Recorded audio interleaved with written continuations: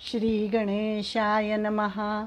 वक्रतुंड महाकाय सूर्यकोटि समप्रभ निर्विघ्नं कुरु मे देव सर्वकार्येषु सर्वदा। गुरुर्ब्रह्मा गुरुर्विष्णु गुरुर्देवो महेश्वरः गुरुः साक्षात् परब्रह्म तस्मै श्री गुरवे नमः। श्री गणेशाला वंदन, सरस्वती मातेला वंदन, गुरूंना वंदन, माझ्या मातापित्यांचं स्मरण करते आणि आपण सर्व गीताप्रेमी सर्वांच्या हृदयामध्ये असलेल्या परमेश्वराला नमस्कार करून मी बोलायला सुरुवात करते। कालच नवरात्राचा शेवटचा दिवस होता आणि आत्ताच म्हटल्याप्रमाणे आपला भारत देश हा उत्सवप्रिय आहे। अनेक उत्सव आपल्या इथे साजरे होत असतात, एकानंतर एक। पण नवरात्र संपलं, आपण शक्तीची उपासना केलेली आहे, पण ती शक्तीची उपासना काय फक्त 9 दिवसच करायला पाहिजे का? तर असं अजिबात नाही आहे। तर ही शक्तीची उपासना आपण कायम करायला पाहिजे, कारण ही परमेश्वराची शक्ती आहे आणि ही सगुण रूपात आलेली आहे। म्हणजे आपण त्या मूर्तीची जी पूजा करतो, तिचं स्तुती करतो, तर ही जी शक्ती आहे आणि तीच परमेश्वराची शक्ती आपल्या सगळ्यांच्या हृदयामध्ये वास करते आणि त्या शक्तीची उपासना केवळ 9 दिवस न करता ती अखंड केली जावी, असंच आपल्याला सगळे संत सुद्धा सांगतात।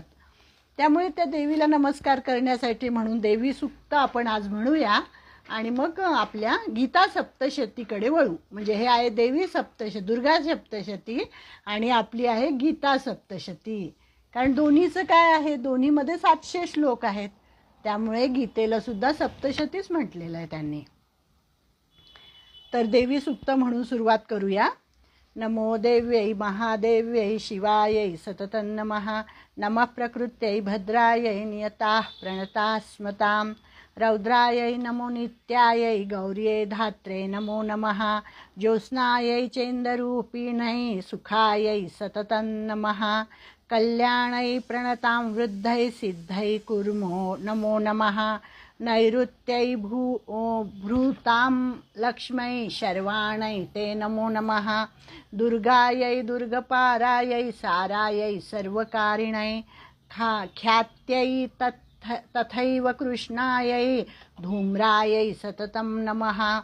अतिसौम्यातिरौद्रायै नतास्तस्यै नमो नमः। नमो जगत्प्रतिष्ठायै देव्यै कृत्यै नमो नमः। या देवी सर्वभूतेषु विष्णुमायेति शब्दिता। नमस्तस्यै नमस्तस्यै नमस्तस्यै नमो नमः। या देवी सर्वभूतेषु चेतनेत्यभिधीयते। नमस्तस्यै नमस्तस्यै नमस्तस्यै नमो नमः। या देवी सर्वभूतेषु बुद्धिरूपेण संस्थिता। नमस्तस्यै नमस्तस्यै नमस्तस्यै नमो नमः। या देवी सर्वभूतेषु निद्रारूपेण संस्थिता। नमस्तस्यै नमस्तस्यै नमस्तस्यै नमो नमः। या देवी सर्वभूतेषु क्षुधारूपेण संस्थिता। नमस्तस्यै नमस्तस्यै नमस्तस्यै नमो नमः। या देवी सर्वभूतेषु छायारूपेण संस्थिता। नमस्तस्यै नमस्तस्यै नमस्तस्यै नमो नमः। या देवी सर्वभूतेषु शक्तिरूपेण संस्थिता। नमस्तस्यै नमस्तस्यै नमस्तस्यै नमो नमः। या देवी सर्वभूतेषु तृष्णारूपेण संस्थिता। नमस्तस्यै नमस्तस्यै नमस्तस्यै नमो नमः। या देवी सर्वभूतेषु क्षान्तिरूपेण संस्थिता। नमस्तस्यै नमस्तस्यै नमस्तस्यै नमो नमः। या देवी सर्वभूतेषु जातिरूपेण संस्थिता। नमस्तस्यै नमस्तस्यै नमस्तस्यै नमो नमः। या देवी सर्वभूतेषु लज्जारूपेण संस्थिता। नमस्तस्यै नमस्तस्यै नमस्तस्यै नमो नमः। या देवी सर्वभूतेषु शान्तिरूपेण संस्थिता।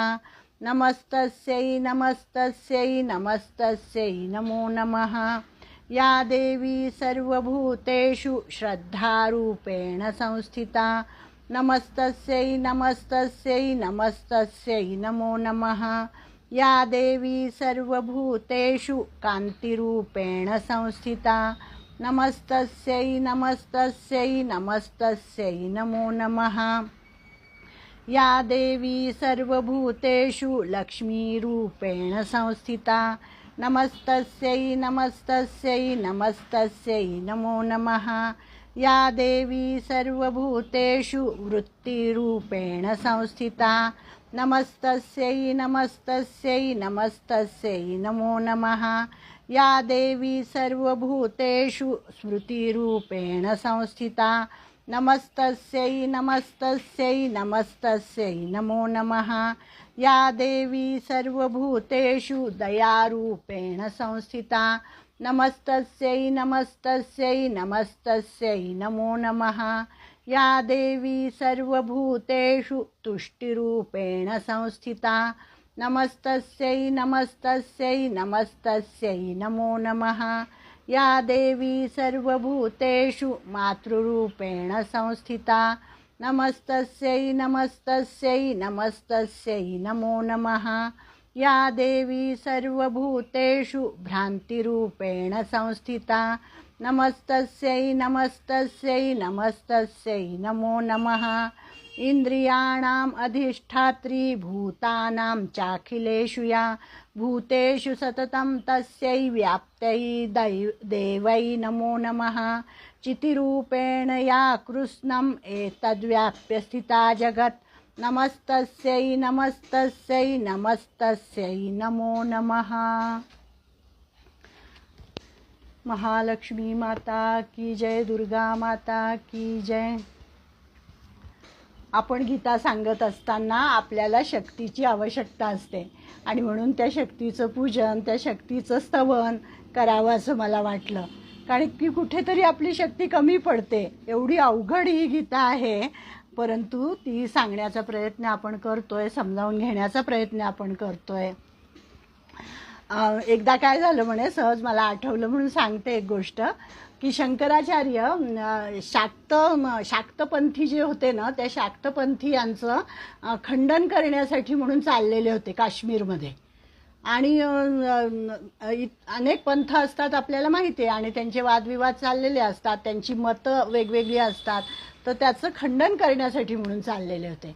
आणि शंकराचार्यांना एकदम काहीतरी बरं वाटेन असं झालं आणि एकदम त्यांना एकदम असा अशक्तपणा वगैरे जाणवला आणि ते त्या ठिकाणी एका झाडाखाली झोपले. आणि झोपले तर तिकडनं एक बाई आली, एक गवळण आली, आणि त्या गवळणीच्या डोक्यावर म्हणे दही दूध काहीतरी होतं तिच्या ह्याच्यामध्ये, माठामध्ये तिच्या डोक्यावर. तर शंकराचार्यांनी तिला आवाज दिला की अहो बाई, इकडे या आणि मला ते काय तुमच्या मटक्यामध्ये असेल दही दूध काहीतरी द्या, मला खूप अशक्तपणा आलेला आहे. तर ती गवळण म्हणाली की तूच इकडे ये ना बाबा आणि घे माझ्याकडून, काय पाहिजे ते तुला देते मी. तर ते म्हणाले की अगं काय सांगू तुला, माझ्यामध्ये अजिबात शक्ती नाही आहे, मी उठून चालू शकत नाही आहे, तू इथे माझ्या जवळ ये आणि मला दे. तेव्हा ती म्हणाली की तू शक्तीचं खंडन करायला चाललाय ना, मग तुला कळलं का आता की आपल्याला शक्ती किती आवश्यक आहे. म्हणजे शक्तीची उपासना, शक्ती ही फक्त परब्रह्म असून चालत नाही, तर त्या परब्रह्माची जी शक्ती आहे तीच आपल्यामध्ये सगुण रूपाने व्यास करतीये. हा माझा जो हात चालतोय, माझा जो पाय चालतोय, मी जे बोलतीये, हे सगळं त्या शक्तीचं प्रगटीकरण आहे. तर त्या शक्तीचं, त्या शाक्त मताचं म्हणे तू खंडन करायला चाललाय. आणि हे ऐकलं मात्र शंकराचार्यांना इतकं म्हणजे खजील झालं त्यांच्या मनाने, आणि त्यांनी बघितलं तर ती साक्षात जगदंबाच आहे आणि तीच मला हे माझी चूक दाखवायला आली आहे असं त्यांना वाटलं. आणि मग त्यांनी तिला साष्टांग नमस्कार त्या ठिकाणी घातलेला आहे. म्हणजे असं हे शक्तीचं महात्म्य आहे. आणि अशा या शक्तीची उपासना आपण सगळ्यांनी 9 दिवस केलेली आहे. आणि नेहमी असं म्हणतात की नवरात्र म्हणजे काय फक्त स्त्रियांनीच करायचं असतं का, स्त्री रूप म्हणजेच काय शक्ती देवता आहे का, तर तसं नाही आहे. आत्ता आपण हे जे स्तोत्र वाचलं याच्यामध्ये काय होतं, या देवी सर्वभूतेषु श्रद्धारूपेण संस्थिता. या देवी सर्वभूतेषु म्हणजे ही जी देवी आहे ही सर्व भूतांच्या मध्ये स्थित आहे. मग तिथे पुरुष असो, स्त्री असो, कोणीही असो. तो काय नवरात्र म्हणजे फक्त स्त्रियांचाच सण आहे असं अजिबात नाही आहे. तर तिथे प्रत्येक जीवानी या पृथ्वी तलावर आलेल्या प्रत्येक भूतमात्रामध्ये ती स्थित आहे आणि तिची उपासना आपण केली पाहिजे, तिची पूजा आपण केली पाहिजे आणि त्याप्रमाणे वागण्याचा प्रयत्न केला पाहिजे असं आपल्याला आपली वैदिक संस्कृती सांगते. तर हे झालं दुर्गा सप्तशतीबद्दल. आता आपण आपल्या गीता सप्तशतीकडे वळूया. गीतेमध्ये आपण 7व्या अध्यायापर्यंत आलेलो होतो. 7व्या अध्यायातल्या 4थ्या श्लोकापर्यंत आपण आलो होतो आणि तो 4था श्लोक असा होता की काय होता बरं 4था श्लोक? 6वा. म्हणजे इथे ज्ञान विज्ञानासहित आपल्याला म्हणजे विज्ञानासहित ज्ञान सांगतात ते भगवान. आणि त्यांनी सांगितलं मनुष्याणाम सहस्रेषु कश्चित द्यतती सिद्ध आहे की हे सगळं ज्ञान घेण्यासाठी म्हणून हजारो लोक प्रयत्न करत असतात आणि त्या हजारांमध्ये एखादाच तिथपर्यंत पोहोचतो. मनुष्याणाम सहस्रेषु कश्चित द्यतती सिद्ध आहे. आणि मग त्याच्यानंतर त्यांनी ज्ञान सांगायला सुरुवात केली आहे 4थ्या श्लोकामध्ये. भूमिरापो नलो वायू खम मनो बुद्धिरेवच अहंकार इति अम्मे भिन्ना प्रकृतिरष्टदा. मग त्यांनी आपल्याला विज्ञान सांगायला सुरुवात केली. मग विज्ञान म्हणजे काय? तर हे पृथ्वी, आप, तेज, वायू, आकाश आणि त्याच्याबरोबर बुद्धी, मन, बुद्धी, अहंकार ही अष्टधा प्रकृती आपल्याला सांगितली. अपरा प्रकृती, मी मागच्या वेळेसच म्हटलं होतं की अपरा प्रकृती आणि परा प्रकृती असे 2 शब्द आपल्याला या 7व्या अध्यायामध्ये नवीन आहेत. तर त्या अपरा प्रकृतीबद्दल आपण मागच्या वेळेस बघितलं सगळं आणि मग आपण अहंकारापर्यंत आलो होतो. मग अहंकारामध्ये आपण परशु ह्यांची गोष्ट पाहिली होती. कोणाची? द्रोणाचार्यांचा जो मुलगा आहे अश्वत्थामा, त्या अश्वत्थामाची गोष्ट आपण बघितली होती. तिथपर्यंत आपण आलो होतो. आणि मग तेव्हा भगवंतांनी आपल्याला सांगितलं आहे की विज्ञानासहित ज्ञान आपल्याला आवश्यक आहे. आणि ते विज्ञानसुद्धा कसं पाहिजे? विज्ञान घातक असतं पण ते जर विवेकाने त्याचा वापर केला तर ते आपल्याला उपयोगाचं होतं. म्हणजे विवेकरहित विश्वज्ञान हे घातकच आहे. वाटेल त्याच्या हातामध्ये वाटेल ते सोपवलं तर काय होतं? पृथ्वीचा अष्टधा प्रकृतीचा घात होतो. ते आपण हिरोशिमा आणि नागासाकी हे पण उदाहरण मागच्या वेळेस बघितलं होतं. म्हणून भगवंत म्हणतात की विश्वविज्ञानाला नेहमी व्यवहार ज्ञानाची जोड पाहिजे. म्हणून लहान मुलाला बघा, त्याच्या हातामध्ये जर चाकू असेल किंवा सुरी असेल तर आपण त्याला रागवतो कारण की त्याला ते कसं वापरावं हे अजिबात कळत नाही. मोठ्या माणसांना कळतं की कुठे कसं वापरावं पण लहान मुलाला ते कळत नाही. त्यामुळे त्याला रागवावं लागतं आपल्याला. मग ते मूल रडलं तरी चालेल, त्याला 2 रट्टे देऊन गप्प बसवावं, परंतु त्याचा आत्मघात होईल अशा गोष्टी त्याच्याजवळ देऊ नये.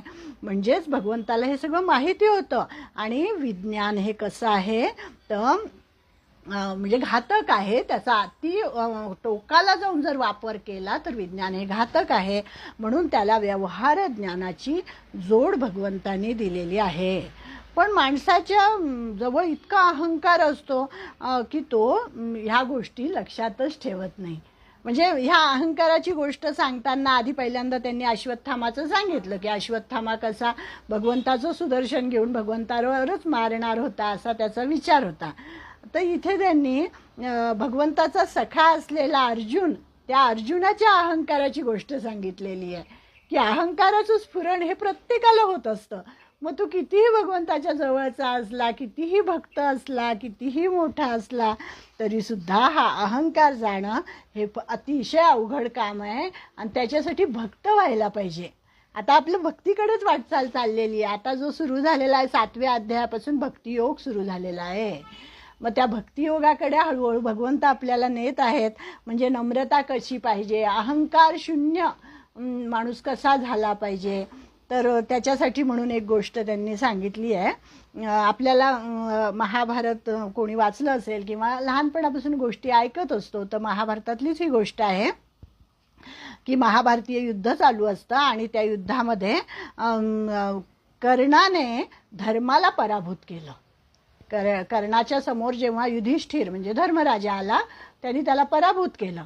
मग धर्मराजाला अनेक जखमा झाल्या, त्याला अतिशय वाईट वाटलं आणि तो आपल्या त्या राहुटीमध्ये परत आला युद्धभूमीवरच्या. आणि मग हे जेव्हा अर्जुनाला कळलं की धर्मराजा जखमी झालेला आहे, आपला मोठा भाऊ, तर त्यांनी लगेच भगवंताला सांगितलं की चल चल आपला रथ ताबडतोब तिकडे वळव, आपण दादाला भेटायला जाऊया. आणि मग ते दोघं जण गेले तिथे आतमध्ये त्या राहुटीमध्ये. तर अर्जुनाला जेव्हा धर्माने पाहिलं तेव्हा त्याला असं वाटलं की हा कर्णाचा वध करूनच आलाय, असं वाटलं की माझा भाऊ आहे अर्जुन, त्याच्याकडे गांडीव धनुष्य आहे, त्यामुळे आणि माझा असा पराभव झालेला बघून यांनी नक्की कर्णाचा काटा काढला असेल असं धर्माला वाटलं. आणि तो म्हणाला, जेव्हा त्याला कळलं की अरे अर्जुन तर तसाच आलाय, अर्जुन काही कर्णाला मारून वगैरे नाही आलाय. आणि अर्जुन म्हणतो की अहो दादा, तुम्ही जखमी झाले असं मला कळलं आणि म्हणून मी तुम्हाला भेटायला आलोय. आता हा आधीच युद्धामध्ये पराभूत झालेला होता, अपमानित झालेला होता, त्याला अतिशय राग आला युधिष्ठिराला. आणि तो एकदम चिडून बोलला की काय म्हणे, कर्णाला मारलं नाही आणि माझ्या भेटीला आला तू, धिक्कार असो तुझ्या गांडीवाचा, असं सांगितलं. त्या गांडीव धनुष्याचा याला अतिशय अहंकार असतो, कोणाला, अर्जुनाला, त्यामुळे धिक्कार असो तुझ्या धनुष्याचा, असं म्हटल्याबरोबर अर्जुनाने काय केलं, आपलं गांडीव धनुष्य काढलं. आता कृष्णाला काही कळे ना की इथे कोण शत्रू नाही, काही नाही, ह्यानी काय एकदम कमरेचं खडगं काढलं त्यांनी आणि एकदम तो मारायला धावला. कुणाला, युधिष्ठिराला, आपल्या मोठ्या भावाला, ज्याच्यावर तो अतिशय प्रेम करत होता, त्याची आज्ञा पाळत होता, त्याला मारायला धावला. तेव्हा भगवंत म्हणतात की अरे काय झालं तुला असं अर्जुना, सख्या वडील बंधूचाच तू वध करायला निघाला की काय. तर मग अर्जुन म्हणतो की अहो भगवंता, मी प्रतिज्ञा केलेली आहे, माझ्या धनुष्याचा जो कोणी अपमान करेल त्याला मी ठार मारणार, अशी मी प्रतिज्ञा केलेली आहे. आणि मग आता धर्मराजाने ती चूक केलेली आहे म्हणे, त्यांनी माझ्या धनुष्याचा अपमान केलेला आहे, त्यामुळे आता मी त्यांना मारणार.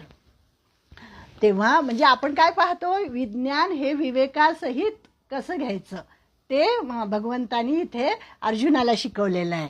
ते म्हणतात, अरे वेड्या, तुला वडील बंधूलाच मारायचे आहे का, मग तू खडगं कशाला पाहिजे, खडगापेक्षा शब्द हे धारदार असतात. आपण लहानपणी म्हणायचो ना की शस्त्राचे घाव पुसले जातील पण शब्दाचे घाव अजिबात पुसले जात नाही. म्हणून वाणी नेहमी आपली मंजूळ आणि कोमल आणि मधुर ठेवावी, कोणालाही बोचेल असा शब्द कधीही बोलू नये, आणि तो बोलला तर त्याच्या खुणा अजिबात जात नाहीत. म्हणून भगवंत त्याला सांगतात की अरे तुला मारायचंच आहे ना धर्मराजाला, तर तू असं कर, वेडेवाकडे बोलून त्याला शिव्या दे, त्याला वाटेल तसं बोल, त्याची निंदा कर, म्हणजे त्याला मारल्यासारखंच होईल, म्हणजे तुझी प्रतिज्ञा पूर्ण होईल आणि तुझ्या वडील बंधूचा प्रत्यक्ष वधसुद्धा होणार नाही. त्याला एकेरी नावाने हाक मार. म्हणजे किती सुंदर जीवनमूल्य भगवंतानी सांगितलेलं आहे या प्रसंगातून. आपल्याला पण घेण्यासारखं आहे ते, की आपण काही कोणाला बोलत असतो, विचार न करता वाटेल तसं बोलत असतो, तर ते बोलणं म्हणजे त्याचा धिक्कार करणं आहे, त्याला मरणप्राय यातना त्या बोलण्यातून होत असतात. मग हे ऐकलं अर्जुनाने आणि अर्जुन म्हणाला, अरे युधिष्ठिरा, तुझ्यामुळेच माझ्यावर वाईट प्रसंग ओढवला, जर तू द्यूत खेळला नसता तर आम्हाला वनवासात जावे लागले नसते, असं तो आपल्या भावाला म्हणाला. आणि एकेरी नावाने त्याला हाक मारली, त्याचा धिक्कार केला. आणि मग हे सगळं झालं. म्हणजे आता हे भगवंतानी त्याला हा उपाय सांगितला होता, म्हणजे जणू काही धर्मराजाचा त्या ठिकाणी वध झाला याच्या वाईट बोलण्यामुळे. आणि एवढं झालं आणि परत खडगं काढलं अर्जुनाने. तेव्हा भगवंताला परत आश्चर्य वाटलं, अरे आता काय झालं, तू आता का खडगं काढलंस, आता कोणाला मारायचं आहे. मग तो म्हणाला की आता मी मला स्वतःलाच मारून घेणार आहे. म्हणे का बरं, तो म्हणे वडिलांसारखा मोठा भाऊ माझा दादा, त्याचा मी अपमान केलेला आहे, आणि वडील बंधूचा जो अपमान करेल, वडील बंधू हा पित्या समान असतो, आणि तो अपराध मी केलेला आहे, त्यामुळे आता मी प्रत्यक्ष माझ्यावरच खडगं चालवणार. आली का पंचायत आता. परत भगवंताला त्याला समजावून सांगावं लागलं. मग ते म्हणाले की अरे बाबा, कशाला खडगं काढतोस? तू एक काम कर, तू आत्मस्तुती कर. म्हणून आत्मस्तुती कधीही करू नये हे आपल्याला इथून शिकायला मिळतं की आत्मस्तुती कर, स्वतःला मारण्यासारखेच आहे. आत्मस्तुती करणे म्हणजे स्वतःला मारण्यासारखे आहे. स्वतःची वाटेल तेवढी आत्मस्तुती तू कर. म्हणून स्तुती केली ना की प्रथम सावध व्हावे माणसानी, असं त्यांनी सांगितलंय. आणि लक्षात ठेवावे की उन्नतीच्या खूप पायऱ्या अजून आपल्याला चढून जायच्या आहेत. कोणी जर आपली स्तुती केली तर सावध राहावं की मी काही या स्तुतीला लायक नाही आहे, मी अजून खूप खालच्या पायरीवर आहे, मला अनेक पायऱ्या अजून चढून जायचं आहे. आणि मग भगवंताच्या सांगण्याप्रमाणे अर्जुनाने आत्मस्तुती केली की मी फार मोठा धनुर्धर आहे, माझ्यासारखा श्रेष्ठ धनुर्धर कुणीच नाही, मी प्रत्यक्ष महादेवाशी झुंज घेतली आहे. म्हणजे कधी ते म्हणतात की आत्मस्तुती स्वतःच्या तोंडाने स्वतःचं मोठेपण कधीही सांगू नये. दुसऱ्यांनी ते सांगावं, तेही तोंडावर स्तुती कधी करू नये. त्यांनी आपल्या अपरोक्ष ती स्तुती केली तर ती स्तुती खरी असते आणि तोंडावर केलेली स्तुती कधीही खरी नसते.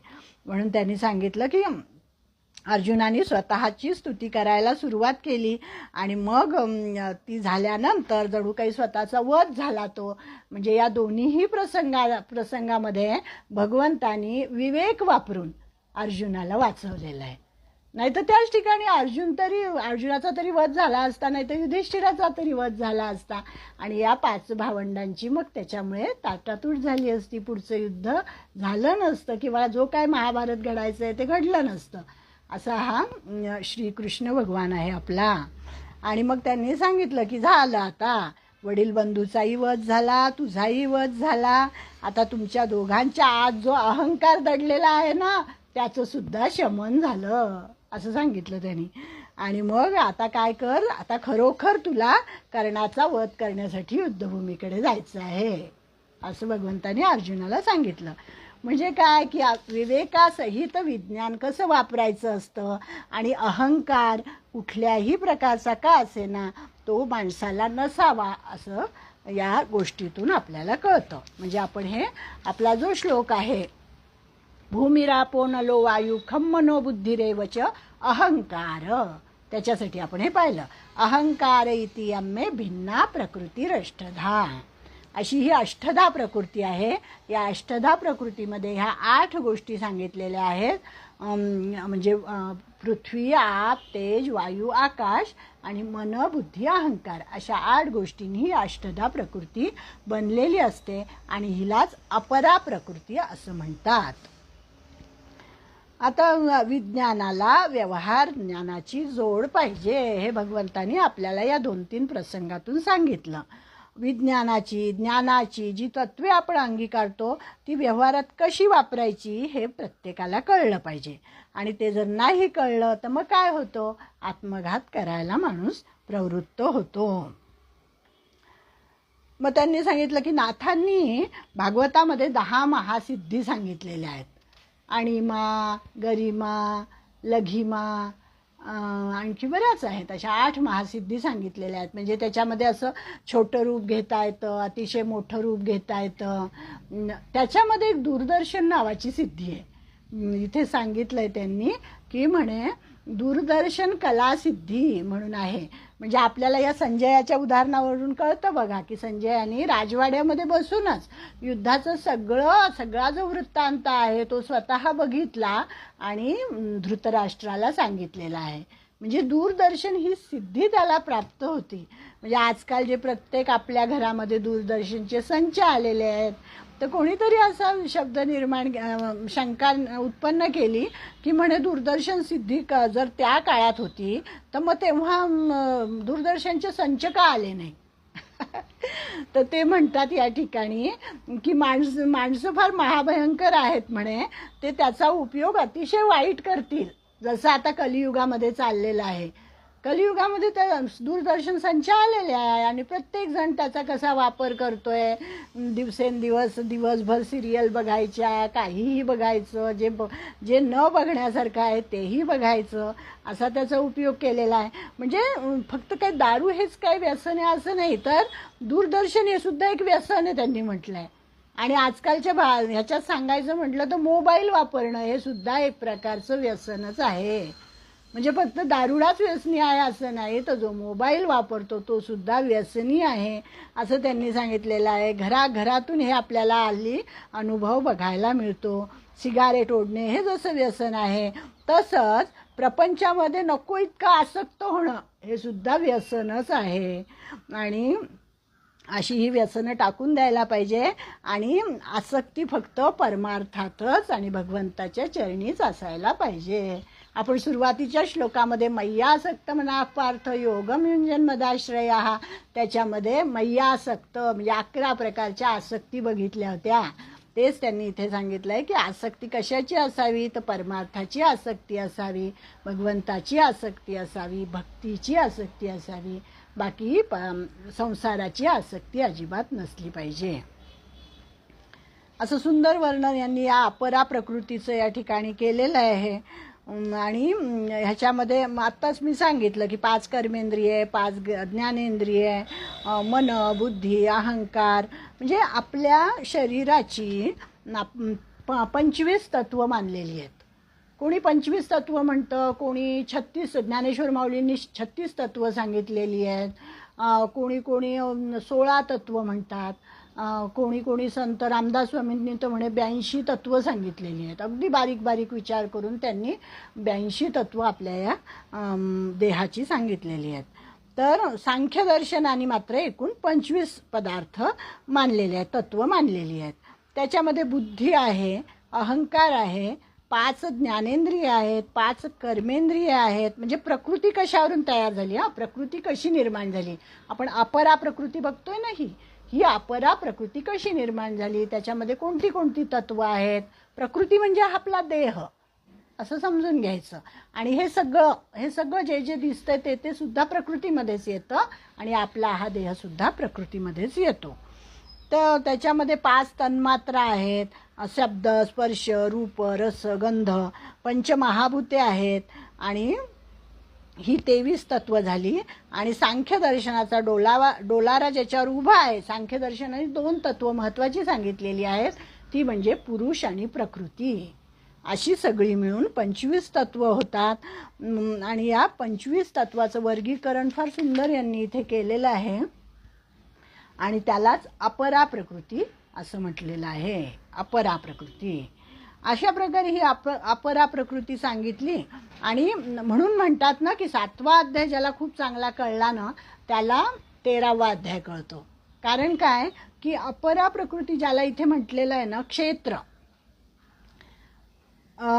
इथे ज्याला अपरा प्रकृती म्हटलंय त्यालाच 13व्या अध्यायामध्ये क्षेत्र म्हटलेलं आहे. क्षेत्रज्ञ योग 13वा अध्याय आहे, म्हणून त्याला क्षेत्र म्हटलेलं आहे. आणि जी परा प्रकृती आहे तिला क्षेत्रज्ञ म्हटलेलं आहे. क्षेत्रज्ञ म्हणजे आत्मा, क्षेत्र म्हणजे देह, आणि त्या देहात राहणारा आत्मा म्हणजे क्षेत्रज्ञ. म्हणून हा 7वा अध्याय खूप चांगला समजावून जर आपण घेतला तर आपल्याला 13वा अध्याय कळेल आणि त्याच्या पुढचा मग 15वा अध्याय पण कळेल. थांबू का 2 मिनिटं? 5वा श्लोक आता आपल्याला बघायचा आहे.